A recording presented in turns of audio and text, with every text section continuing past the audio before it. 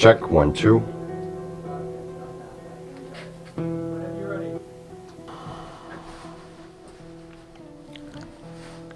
One, two, three.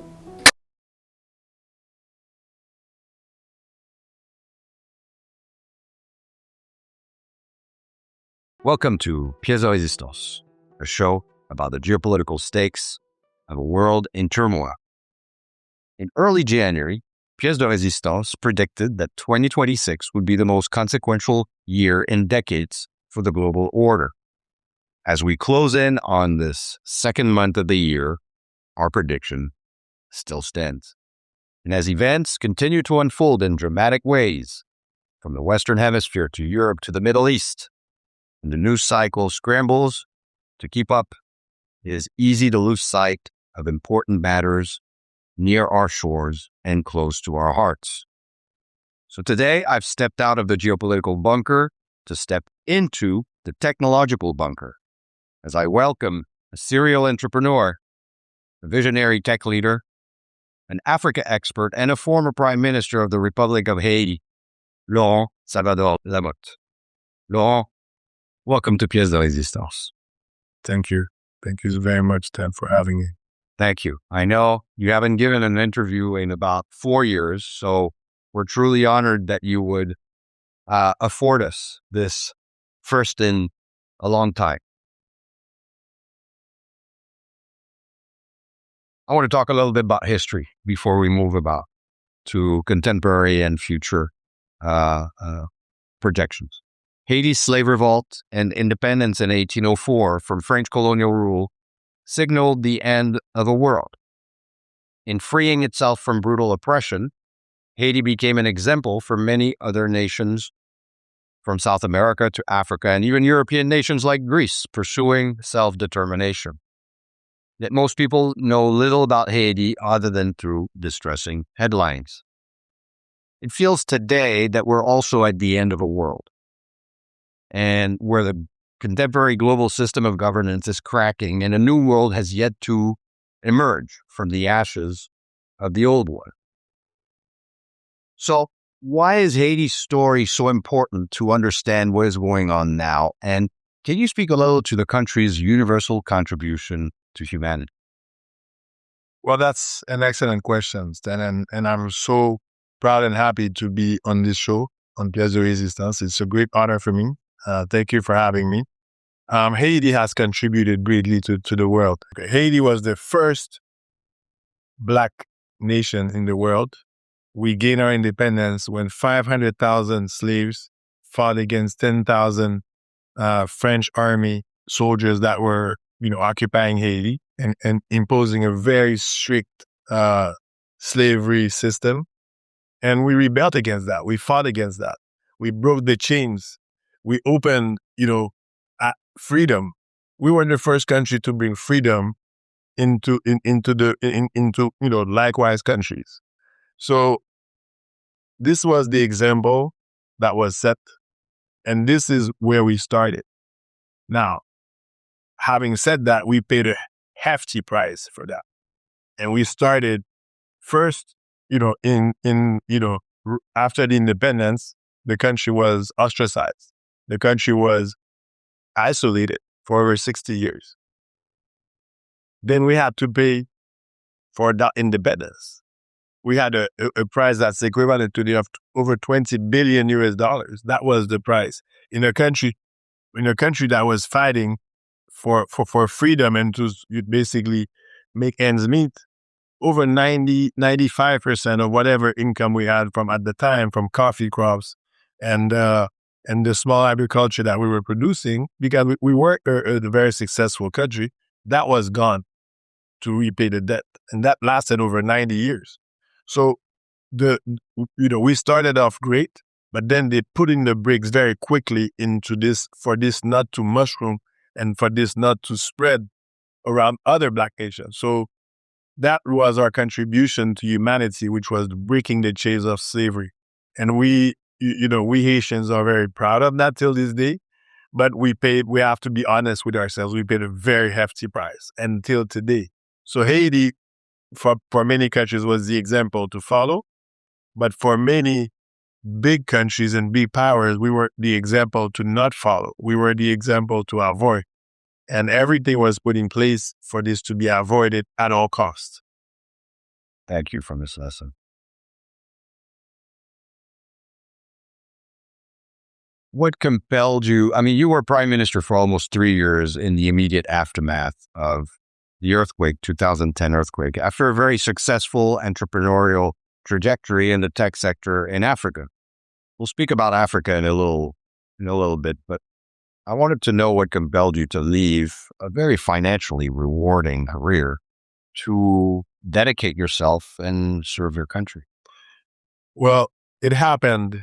I was running a very successful business, as you said. We started a telecommunications company, a tech company, that essentially had the vocation of helping countries, helping governments throughout Africa to level up their technologies in order to compute, in order to understand what was going on in the telecom sector, because companies were coming in, billions of dollars of investments were being put, yet the regulators and the governments were lagging behind. So our job came in, and our job was to leapfrog the technology, install the right systems to allow them to collect their fair share of taxes, their fair share of revenues that would go to the government.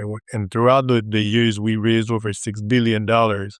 And we've been doing this, over 25 years. So it brought in $6 billion to governments. So the company was present in over 45 countries in Africa. So, we wanted to extend out, out of Africa into the Caribbean. And then we eventually managed to do that.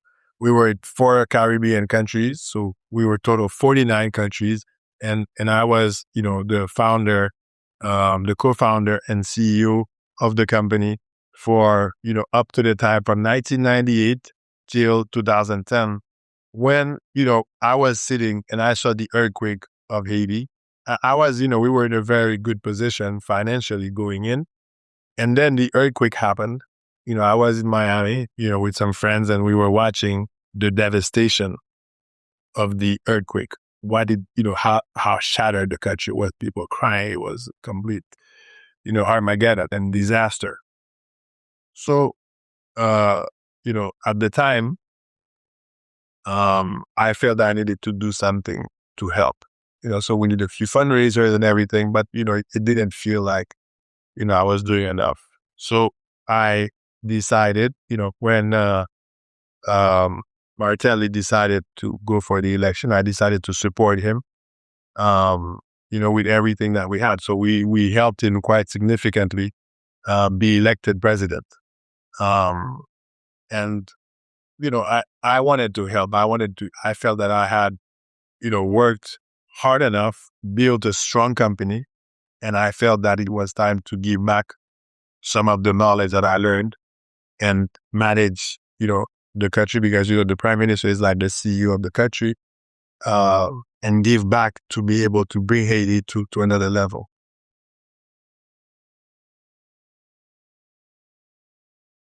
You kind of ran the government almost like an entrepreneur, very performance driven, and I was privy to that. One of the issues that plagues Haiti today is security. So I want to talk a little bit about what the security context was in the immediate aftermath of the earthquake. And if I remember correctly, you were presiding or managing or governing, a force of 12,000 police officers and 12,000 UN peacekeepers. And during those years, Haiti had the lowest homicide rate in the entire hemisphere. There were 0 kidnappings. Basically, Haiti was one of the safest places across the entire Western Hemisphere. But we understood, and you understood, that the UN mandate and that 12,000 peacekeeping force was finite and had an expiration date. And so you spent quite a bit of political capital to try and argue the case that Haiti needed to remobilize and fund an army that could substitute the security vacuum which would come with the UN peacekeeping force pulling out. There was a lot of pushback on the part of both bilateral partners and multilateral partners on the remobilization and the funding of such security military force. Now, fast forward 13 years, Haiti has the highest homicide rate in the entire hemisphere. Hundreds of thousands of weapons have poured into and smuggled into the country. 14,000 violent gangs have taken over 90% of the metropolitan area, taken hostage 3 million people. Civilian massacres are happening continuously. And the police force, which was at 12,000 under your watch, is now at 6,000. So it shrunk by half. And some say that it's actually shrunk from 9,000 to 6,000 in the last 3 years alone. Some would even speculate that part of that shedding of the police force had to do with the Biden humanitarian program. Now, it took 2 years for the UN Security Council to actually vote a Kenyan multinational security force, which showed very little result. And now there is a new mandate of a gang suppression force and funding and political capital and will on the part of international partners to fund an army in Haiti. So what did international partners fail to understand at the time, which led to this complete dislocation? And what lessons should we learn from these failures, lack of foresight, both for Haiti, but also for the international UN system as a whole? So Haiti, if you look at historically, we always had an army. Haiti was, always had an army. The army was, basically put back together when after the first American invasion between 1950 and 1934, they left what was an embryo of an army. They called it God d'Haïti, and then it became, First Army d'Haïti. So all this to tell you that we're in a country that is by nature a turbulent country. So it's important to have strong security forces, strong law and order in the country to keep the security and keep the peace. What happened is throughout, in 1991, when President Aristide was ousted by the army, and there was, successive coups, we had a very stable period throughout Jean-Claude Duvalier's period from 1971 all the way to 1986. There was no gang. There was no Zenglendo that they call them in Haiti. There was, crime was very low. There was, basically, a strong president, a strong leader. But at the time, there was none of this gang rule that we see today. But in 1991, when Aristide came in, 7 months later, he was ousted in a military coup. Basically, the army was running the country from 1991 to 1994. And 1994 is a very important date because when Aristide came back in October, he essentially demobilized the army. So we went from having 300,000 paramilitaries, 3,000 police, and 7,000 soldiers. So in total, a security corps of 310,000. At the time, the population of Haiti was about 6 million people. To, fast forward 1991 till today, you have a population that doubled from 6 to 12 million, yet a security force that shrunk from 310,000 to today less than 6,000. So you can see the writing on the wall. Sure. You can see that this equation doesn't work. And this is lower than even the statistics of any minimal security force, because it's you must have 2.2 soldiers for every 1,000 inhabitants. And in Haiti today, you have less than 0.5. So it shows you that, we're completely outside the real. Now, this was a decision taken by President Aristide when President Clinton sent the 20,000 soldiers they completely disbanded the army, and then they left nothing behind. And what happened is they had to bring in the UN forces. The UN forces came in with military assets, military equipment, and they took over, the security component of it. Not the civilian, everyday policing, but the military component. And that, more or less kept the peace for the time that they were there. Now, but they spent a lot of money doing it. And there was no post-minister plan. They spent $1 billion. And for the viewers of Pièce de Résistance, $1 billion every year. They did 17 years. $17 billion were spent to arm an international, force from the UN. And then they left after 17 years. They didn't leave anything behind. Even the barracks were prefab. So they also left with the barracks, the cars that they had, the equipment, they left nothing behind.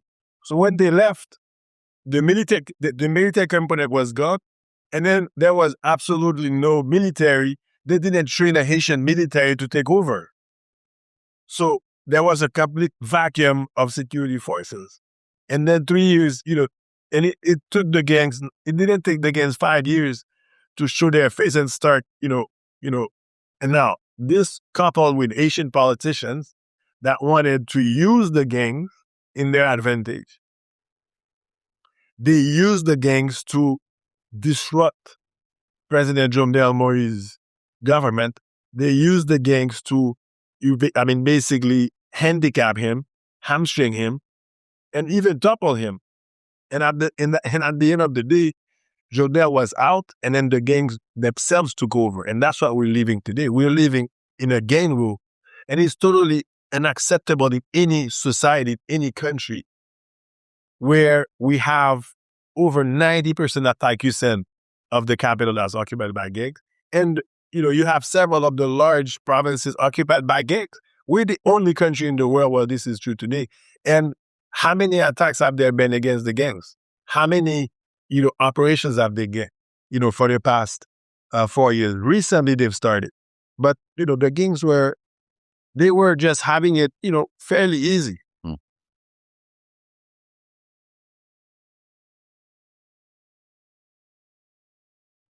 You bring up President Jovenel Moise.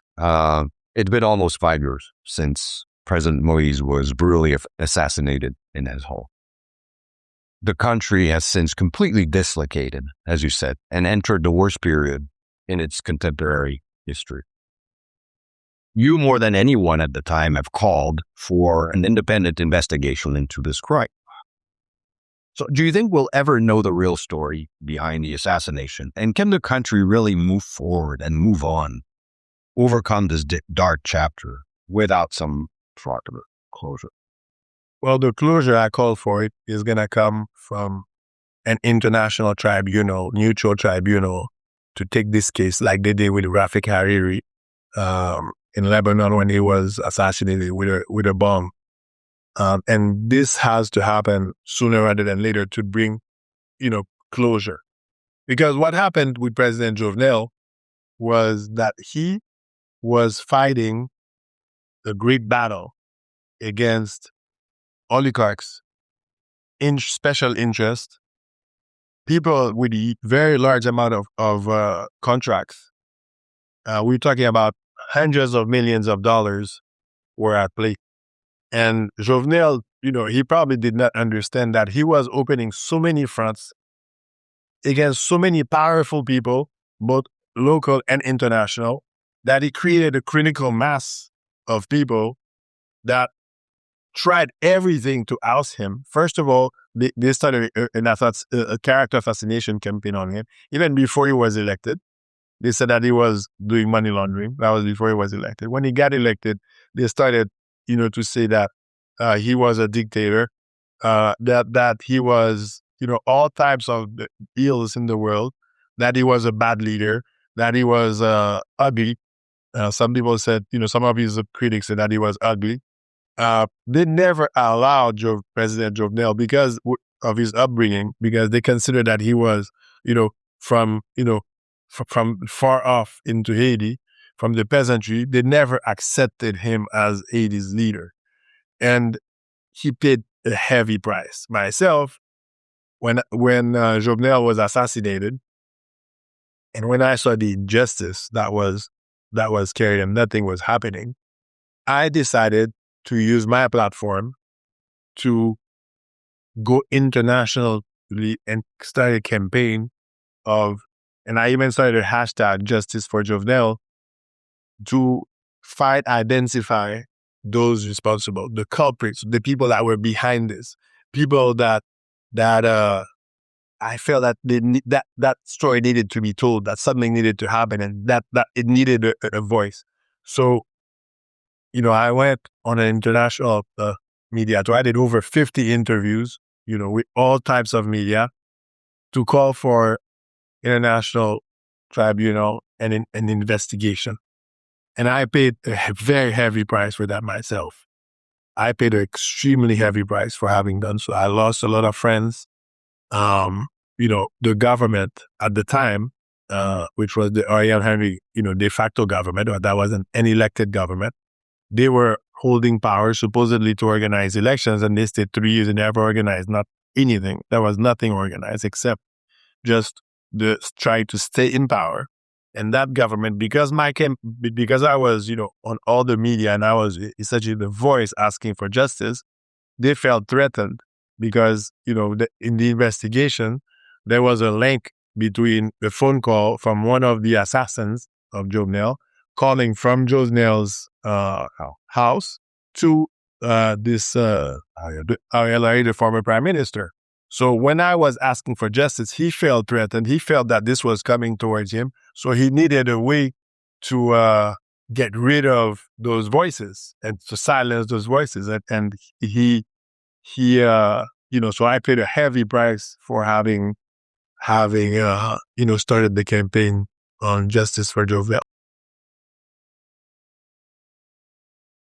Yeah, we'll talk about this price that you paid because in 2022, you were amongst a number of political actors who both Canada and then the State Department decided to impose visa restriction on grounds that you have always vehemently refuted and contested. So what did these partner countries, and namely what did the State Department get wrong in pulling your visa, and what do you think motivated that measure, and where are you at today with that situation? So during the campaign, the Jovenel campaign, I got several signs that to shut up, to stop talking, because I was bothering people and I was bothering a lot of important people. So were those from within Haiti or both? Both. So when that happened, I decided to keep going because I felt that it was a noble cause that I was fighting. And as this continued, keep in mind that, when Anthony Blinken pulled my visa, he basically was referring to 10 years earlier, supposedly for corruption-related charges. Now, keep in mind that I'm the only Haitian prime minister who has I went through 4 audits that were clean for the Ministry of Foreign Affairs, Ministry of Planning, Prime Minister's office. They did 2 audits in the Prime Minister's office. And, the program that he was referring to was not a U.S. program. It was not a USAID not USAID program that I would mismanage. He accused me of mismanaging the funds from the Venezuela Development Fund towards Haiti, for which you also got a release of good audit from the Venezuelan government itself. Because the Venezuelan government in 2015, when I was out of power, they conducted an in-depth, enhanced audit, which lasted over 6 months, and they made the result public. They publicly, through their ambassador, they publicly, read out the results of what it was, and they said that they were satisfied, and there is, many newspaper article referring to that they were satisfied with the management of the fund. So, fast forward 10 years after, out of left field, I get hit with, I get my visa pulled because supposedly I mismanaged the funds of Venezuela, that Venezuela itself said that they were satisfied with the funding.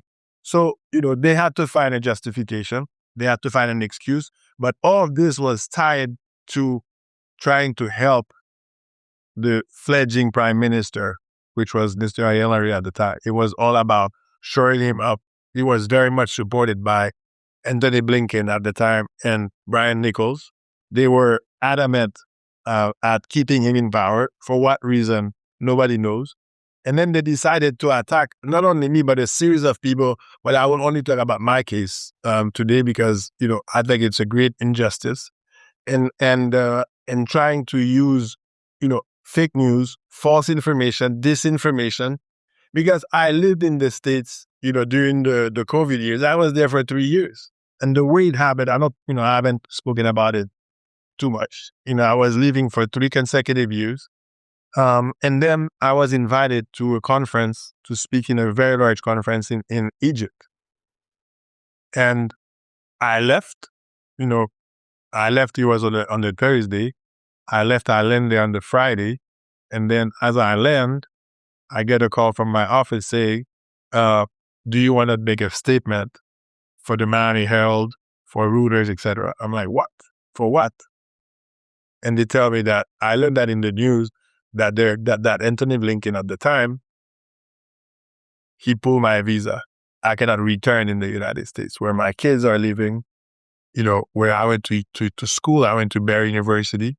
I went to St. Thomas University for an MBA. I have all my family living there and, overnight. So it was a way to punish me. For what reason and for what was the result of that? Did that make things better? Did that did that improve the situation?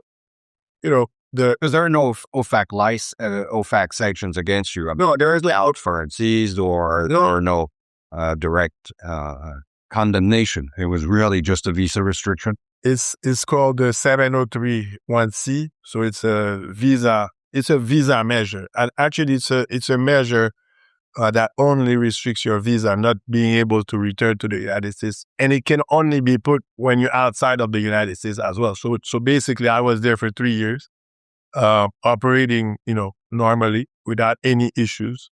And then having, I have companies there. I have, I had my family there and everything.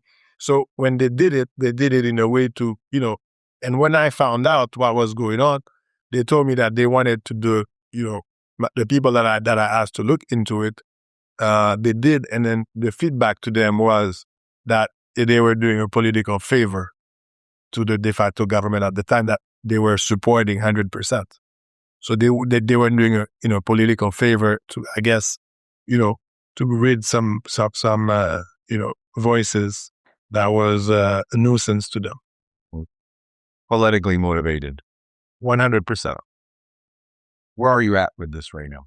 So we, in the case of Canada, because it was a joint, remember Anthony Blinken went to see Mélanie Joly in Canada, the foreign relations minister, asked her to start, with, and then this was all done when Mr. Henry wrote a letter in late 2022 asking for international community's involvement into solving the problem of Haiti. So, as a testament of of failing to help Haiti, they felt that they needed to do something. So in the case of Justin Trudeau, he was making, headlines saying that he's going to help Haiti. He started saying that he's going to give $100 million, to help Haiti. Then he said he's going to send a plane above to do recognition for, for the gangs, to help fight the gangs. Then he said he's going to send, boats of the coast of Haiti to help fight the gangs, etc. So, it was one invention after the other. And he felt that, he needed to do something. So he's doing something, is teaching people that historically fought the gangs, because I fought the gangs. There was no gangs at all when I was there. I had zero tolerance for gangs. Actually, we had 2 gangs. There was one gang that was, very strong, that were kidnapping people. Clifford Burnt was the leader of that gang. he was put in jail. It was the first conviction, and he got 18 years in jail. The first time, somebody was convicted for kidnapping. And then Social La Familia, the gang Galil, which was Haiti's biggest gang, we fought it and we knocked it out. So I was a law and order prime minister. I was not playing with gangs. So for Justin Trudeau to say, and Mélanie Joly to say that, they're pulling my visa because of gang, I mean, this is a complete joke. I want to go back to the genesis of the creation of Haiti and its kind of ancestral heritage to Africa. In that sense, Haiti is kind of an exception. Some would say even an anomaly in the Western Hemisphere. During your tenure as prime minister, you joined, or you had Haiti join the African Union as an observer state. It was kind of like reconnecting with that ancestral heritage. So, in your view, where does, as an Africa expert that you are, and all the years that you dedicated to the African continent, where does Haiti belong most? And what role should Africa play for and with Haiti? And what best practices have you found in African nations that have worked that could be applied to Haiti's future development model? So my experience in Africa is a very good one. A lot of Haitians, a lot of people don't understand what Africa is about until you live and you experience Africa. Africa is, first of all, it's composed of 55 countries. Many people don't even understand that. I say that I go to South Africa and somebody asks me, what country in South Africa? So it's to tell you that there is a complete disconnect, a misunderstanding between the continent of Africa and the perception. So I was honored to be the first prime minister of Haiti to go.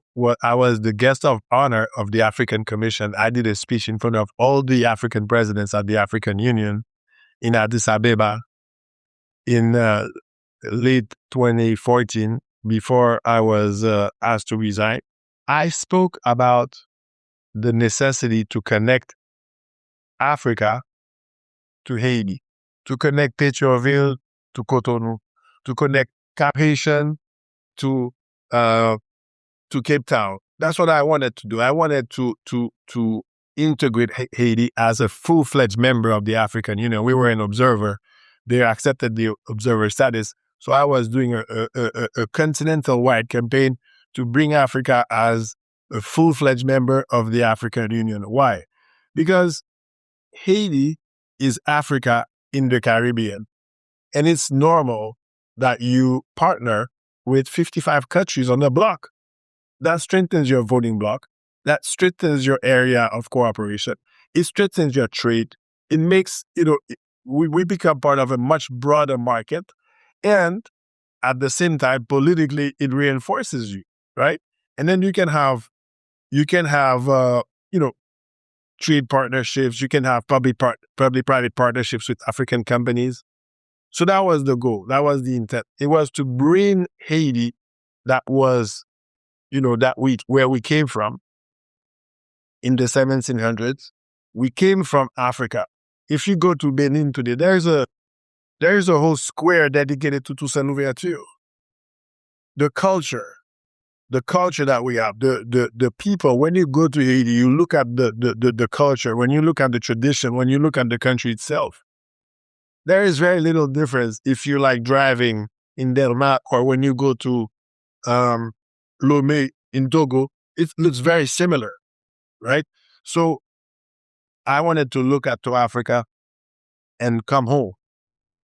Now, fast forward 11 years after, Africa answered the call to help Haiti.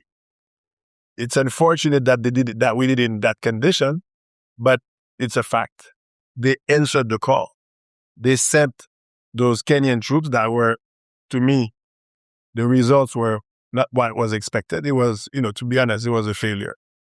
Now there's a new, it was a failure from the mandate itself. It was not a failure because of, it was the whole mandate, the whole perception, the whole force itself. For example, they brought in a police force rather than to bring a military force. Why would you bring a police force in an environment where it's ruled by gang? War zone. It's a war zone, so you needed a military. That was basic. And lack of funding also. Lack of funding, and also diverting funding away from the Haitian police, right? So they diverted funds and resources from the Haitian police to that, to the. But today, there is renewed hope with this gang suppression force. We knock on wood that this is going to help. Because I'm Haitian, I'm Haitian and I want to see the country thrive. Not because I want to be president or I have no interest in that. I just want my country, the country that I grew up in, the country that I love, the country of my family. I want to see the country get better. I don't want this to be a pariah in the world like it is today. I mean, you say that you're Haitian anywhere in the world. It's like you show your Haitian passport, you become a pariah. In the world, people see you how with zero, they only talk about barbecue. Barbecue becomes now the picture of Haiti. It becomes the face of Haiti. And we have so much to offer. I want to rebound on a comment that you said. You said you have no intention. Are you saying that you're not ever planning on running for president? I'm saying in Pièce de Résistance right here, I have zero. You have a scoop here, people. I have zero interest. We have no interest in that.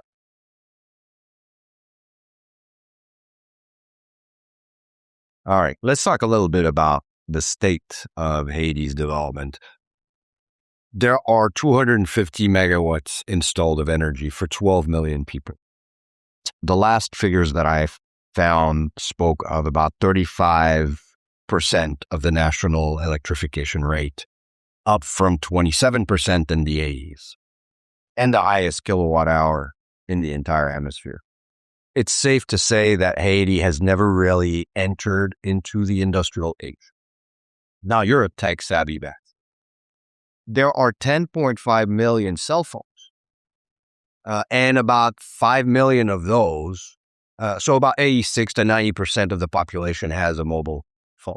About 5 million of those use internet daily. Since your business was built on digital networks, and in Africa, and especially in regulatory technology solutions for governments, do you think there's a case to be made that we should bypass altogether that failed attempt at industrializing the country and leapfrog Haiti into the digital age, specifically with some of the immediate needs that we have, whether it is in civil registry or upcoming elections or education or public health? Right? What do you think can be achieved quickly against the very considerable challenges and bypass altogether this industrial age phase that Haiti never really entered? Well, technology gives Haiti a chance to thrive. Haiti has over 90% of teledensity, so everybody has a phone or two. And the country itself has the opportunity also to show the world what it can do. And to start with, using technology is, to bypass some of the blockages that the gangs are imposing on Haiti, blocking the country, cutting the country into three, we're talking about elections. It's going to be very difficult to carry the elections with the current scenario where the gangs control and they're blocking, most of the main roads, right? So to bypass that, you can easily do something that many countries in Africa have done and are starting to do in others, is to vote from the phone. Because right now, people are using their phone for just about everything, not only in Haiti, but in the rest of the world. You use your phone for your daily calendar, for your exercise, for your nutrition. You use the phone for receiving money, paying out money. You use the phone for exercise. You use the phone to call important people. You use the phone when you have the most important emergency. You will use the phone to call someone, right? So why can't we also use the phone to create transparency into the voting system and vote via the phone? This way you can have much quicker voter roll, because right now you only have 10% of the population in Haiti that's registered to vote. So, and it's going to be very difficult with the situation with how the gangs are controlling the different areas. But it can go very fast if you do a phone campaign and everybody registers on their phone, and then you have an app to vote in, or those that don't have app, you have specific guidelines on how to vote a candidate. And then you can test it in, parliamentary campaigns, to start with. So you have you have also those that are outside of Haiti, then can vote if you don't have to travel to Haiti, and it's secured, it's transparent, it's safe, and it's measurable. Because right now, even though, you have an election, you're going to have a president or senator or deputy, you don't know if the votes are real people behind it. So because of the identity issues that, you have all types of issues. So using technology to leapfrog and show the world that, look, this actually happened in Haiti can be a very good example for the world. Using also Haiti, to develop our tourism sector, right? To showcase what Haiti has to offer using technology, for that.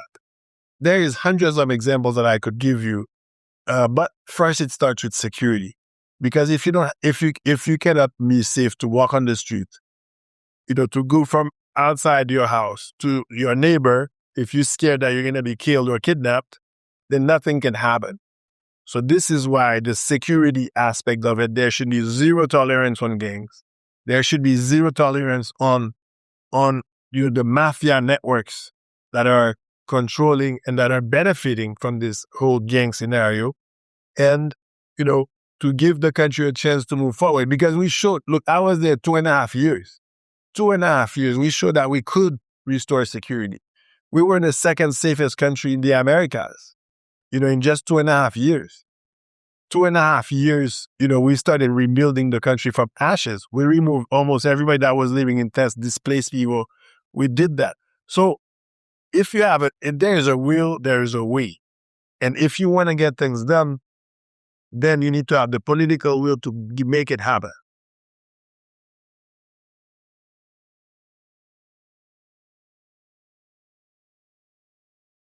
The last 18 months, we had a bicephal form of governance in Haiti with a prime minister and a cabinet and what we call a CPT, or Transitional Presidential Council, comprised of 9 members, all from different political factions. We are now back to a single center of gravity and a prime minister who has the full mandate, although not an open-ended one, really, limited in time, with 2 clear objectives. One is restoring security, recovering the metropolitan area, control from the gangs. And 2 is taking the country back on the path to democratic governance by conducting elections that are both widely adhered to and with as high as possible participation and turnout, but also that are credible and legitimate. You talk about digital technologies being able to overcome some of the historical problems in conducting elections in Haiti. One is very low turnout. The other one is fraud. Are there technologies or best cases today that are used in deploying these technologies that are fully blockchain and fully bulletproof, that you can audit without being tempered, that could address both low turnout in case security is not fully restored and people can go to the booth, but also can be credible in terms of, eliminating the fraud element that has been plaguing past elections? Well, there is, platforms to put in place on the blockchain to have full transparency and traceability of the vote. Where did the vote take place, to match that with the identity of the person? This is fairly basic. It's like making a banking transaction. They have to make sure that the funds are in your account, that you're the real person, because you're gonna have a password and username to get into to your account and make a transaction. It's the same for a vote, and it's not complicated. So that's actually also, we're talking about voter turnout. People can stay in their house. They don't have to risk their lives and risk being, shut out, being assassinated because you're going to exercise your right, in democracy to vote a leader of your choice. You can do it from the comfort of your own home. You can do it from anywhere. That's the advantage of it. So long as you're registered, and also the campaign of registry, you can use social media, to do a strong campaign, and then people can register to vote. So it's all matching the identities with the platform and also having an easy way to do it. Now, what do we have to lose? We've had elections with extremely low turnout, lots of fraud. We've had, basically, what do we have to lose exactly to change the system of what we've been doing to make sure that we have transparent system and we have, we have leaders that are really, truly elected and voted by the people. But what's going on in Haiti now is, if you remember, President Jovenel Moise, he was about to organize a referendum in June of 2021, in May of 2021, to enhance the Constitution. That's been the source of all the plagues that we've had since 1987. He was denied that. And then he was organizing election in August of 2021. Yeah, he was assassinated in July. Right? So since then, they said that, the same political leaders that, he probably would not win an election, in a free and fair election, they basically held the power hostage. And every year they want to prolong the transition. So the transition now the transition now went from, the mandate of a president in Haiti is 5 years. Well, 2021, 2010, that's a full presidential term that was lost. And the economy contracted. There is a recession now, for the past 6 years in Haiti. There has been zero public investment. There has been zero even investment in the security forces. There's been, loss of territory. There has been a complete annihilation of commerce because all the commerce side of Port-au-Prince is occupied by gangs. And then you have an atrophy of the only, I would say, business neighborhood in the country, which is Pétionville. Now you have everything going into Pétionville. So this is going to be a hit for the next 20 years to get out of this. But if you go back 5 years under Jovenel was about to change the constitution and have an election. But at the time, the couple of oligarchs did everything that they could, put a bunch of money out, created what they call pay lock at the time. What was the purpose of that? To lock a country, preventing the small merchants from selling their goods, preventing the country to move forward, doing it not once but twice, and then, sponsoring a coup against him. For what? Because he was going after the financial interests of these people. So this has to be said loud and clear. He was opening the fronts and he was going after them. Now, where are we? Where are we today? Well, today we are at the very bottom. I mean, we're at rock bottom. I don't think Haiti has ever been so down than we are today. Now, can we go up? Can we do better? Look, it has to be, the people have to decide. It cannot be a group of politicians that probably they themselves got 1% or 2% in the elections that they decide who the next leader is. So to have stability, let the people decide. Organize an election. If you say, we cannot have the elections because we have gangs and this, there's always an excuse not to have it. Countries that are at war, they hold elections. So why is it that Haiti, who's not at war, I mean, there are war zones, but we're at war because, against who? Against the gangs. We just have to take it to the gangs. We have to start making the gangs being uncomfortable. Make them uncomfortable.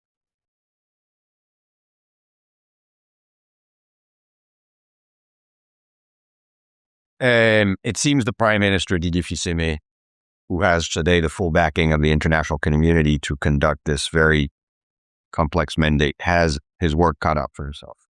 But there is, I think, one common denominator with you is you're probably the only two prime ministers in the history of contemporary Haiti that have emerged out of the private sector. And that might mean that, things will be done differently and probably with a focus on performance and result driven. What, if anything, would be your advice to Prime Minister Fils-Aimé as he takes on this kind of dual mandate of, security gains, recovering the metropolitan area, and conducting, putting the country back on a path to democratic governance by way of credible, legitimate elections within the time period that he's given? Or it is to attack.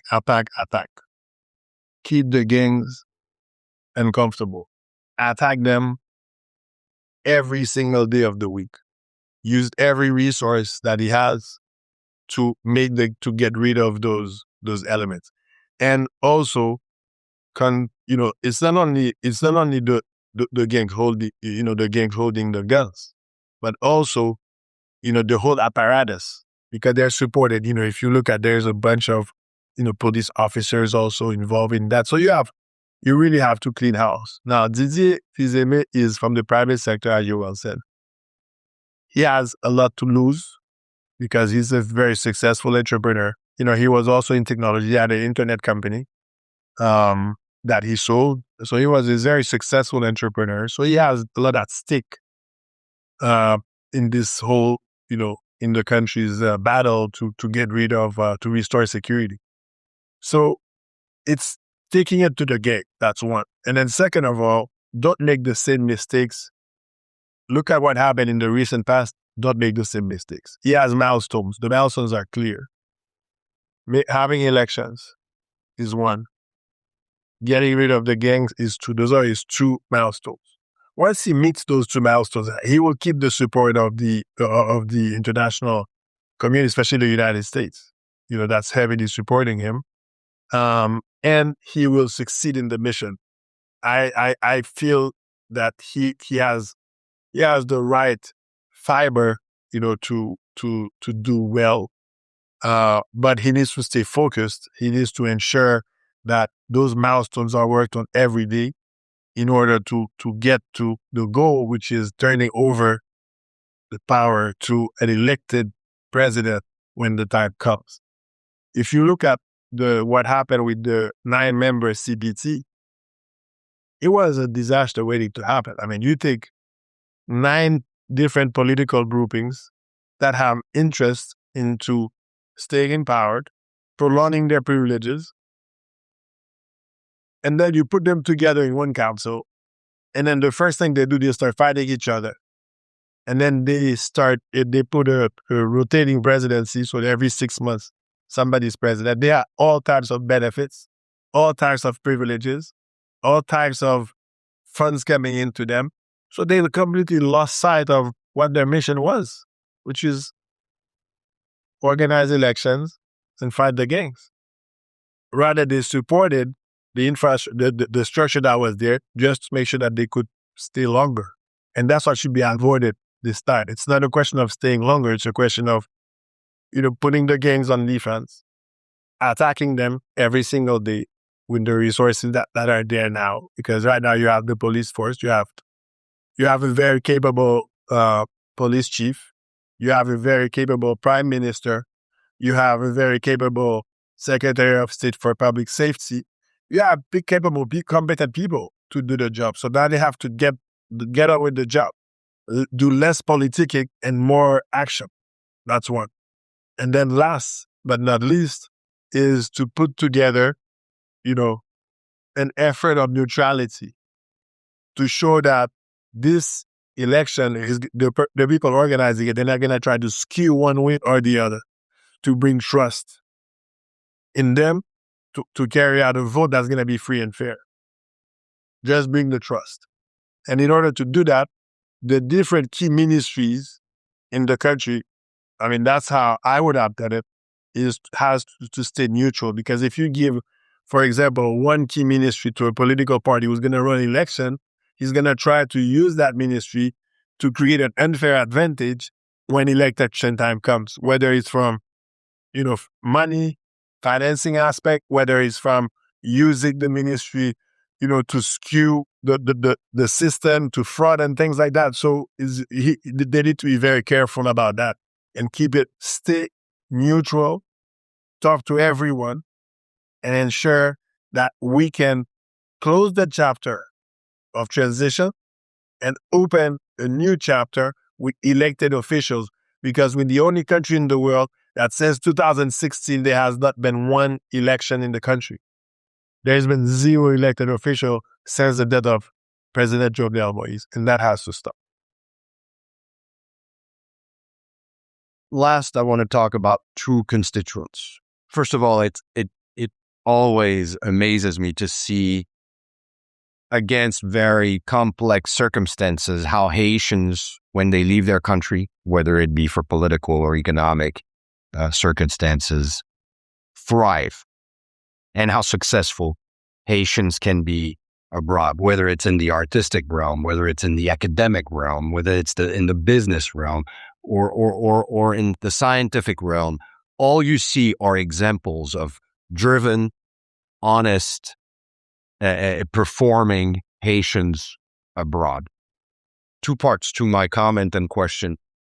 This level of excellence you see abroad, exercised and demonstrated by Haitians across all demographics, age groups, how can it be put to good use for the betterment of the country moving forward? And why is it that this sense of community belonging, level of excellence that you see abroad by the Asian diaspora cannot replicate or does not find the same kind of vibrancy at home? Well, for a couple of reasons. The first reason is when they leave home and then they go outside, they go for 2 reasons. They go, one, for economic reasons, to have a better life, have a job, and being able to provide for their family. And then the second reason is safety, right? Because in the past years, we've had, the country has been extremely unsafe. But it's shown also in the statistics that when there is safety in the country, they don't live in such huge troves like what we've seen in the recent years. So, and then they go into a country, usually they go to the United States, they go to Chile, they go to Brazil. Those are very organized countries. Those are countries with rules and regulations. So they go into a system that's already molded that they have to follow the rules. Whereas in Haiti, sometimes they feel that, that the rules can be broken because a lot of the rules are broken by the very leadership of the country itself. And there is very little, I would say, rules and regulations to be followed. And there is consequences if you don't follow them outside, and there is no consequences. So it's about accountability as well. So having said that, there is many competent Haitians, whether it's, but, the brain drain that we've seen, that competency left Haiti and is now in Europe, in the big capitals of the world, in the United States, where you have the brain of our country is outside. Because in your country, you don't have some of the basic features that would keep them, which is basic security right now. So everybody wants to leave because nobody can leave their house and go to the neighbors without fearing of being killed. So that has to be fixed. And this is why it says everything. But if you have a safe country, if it boils down to safety and security, if you have a safe country, people will come back because the Haitian that's living abroad wants to go back to their country. They love, every Haitian adores Haiti. They listen to Haitian music. They eat Haitian food whenever they can. They want to eat that Julie Collet, that Julie Georgia, wherever they can find it, wherever they look for Haitian restaurants. They love their culture.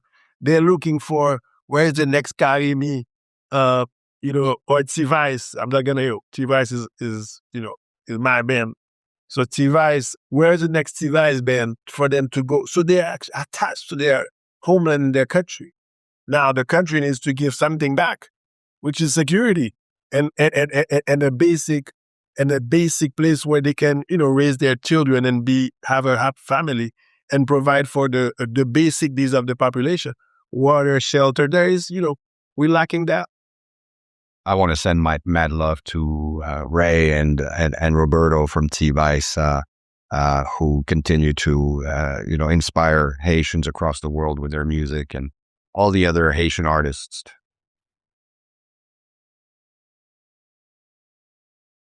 I want to close on the future and really, if you had one word of wisdom to the youth. I mean, this is a country with 50+% that's under 18 years old. A lot of them haven't been able to go to school, whether it was during the pandemic or since the security dislocation and the threats on their very livelihoods, their very security. So what kind of message of hope can you convey to the youth that might be watching and wondering what outcomes, what future opportunities can they expect against all these very difficult concerns? Stay educated, get educated, and remain educated. Because education, and especially nowadays where you have, access to, in Haiti right now, people have access to it. Everybody has access to internet with their phones. And everybody can have a YouTube account. Everybody can have a Udemy account. And a lot of courses are free and in their own language. So a lot of people need to stay educated, because that's what's going to give them the possibility to have a job tomorrow. And the job is going to help them to be able to someday have children, take care of their children, and also get a job, and that will change their lives. And they're going to be hireable, employable. They can also create their own companies, but it all starts with education, with understanding that education is the key to any person's present and future. And with the internet, there is no excuse. Myself, I try to educate myself every single day. I try to learn something new. There is AI that took over the world. There is ChatGPT. There is Perplexity. There is a Claude. There is Gemini platform. You can educate yourself every day. I'm looking myself right now into an executive education program to improve my AI skills, right? To go from a simple, user to understand and for that to help me in decision making as an entrepreneur, as I'm moving forward with my career. So it's never too late to learn and to educate yourself, especially nowadays. So the message from the youth is, keep educated. Stay with your books. Read a lot. It's important to read a lot. Watch a lot of educational YouTube videos. Try to learn something new every single day. And if you do, you will be leaders and you will be successful. On this word of hope, I want to thank you, Laurent Lamothe, for coming on the show. Thank you so much. Thank you. Good luck, and hope to see you on the show very soon. Thank you so much. That's it for today's show. We thank you for joining in. We look forward to a next episode to try to make sense of the world around us. Stay safe, everybody.